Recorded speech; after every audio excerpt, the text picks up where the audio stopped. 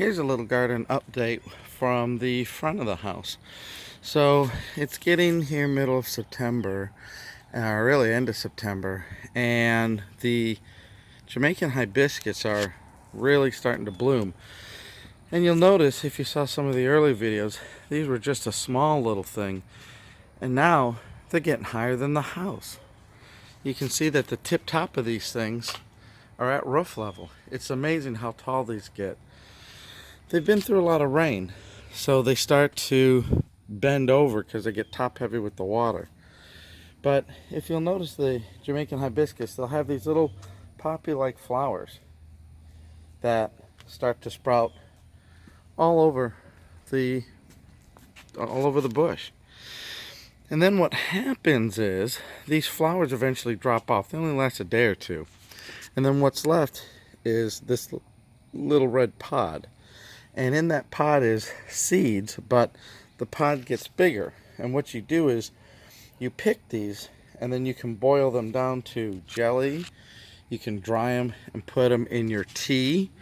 You can even cook them down and make syrup. So they start small, but then once they flower, and then they get bigger, and then you harvest them all. And you can see that just with the front yard itself, they really got big. And this was supposed to be our front flower garden. We're going to have these in the background, but they just got so large and they overtook the whole front of the house. I mean, you can't see the front of the house. Now, next year, what I'm getting ready, here's the remainder of my mulch, but between these two trees, you can see that I'm laying the mulch down. I'm going to make a nice hedge here by putting those hibiscus all here.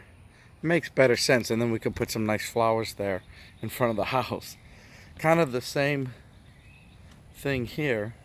You can see on this front of the house, the elephant ears, and then we put more hibiscus here. And they just, again, took over the whole front of the house, not killing, but hiding any sort of flowers that we tried to put in. So kind of a lesson learned here, that these things get so big, they get so top heavy, especially when it rains and they bend over. You got to secure them up.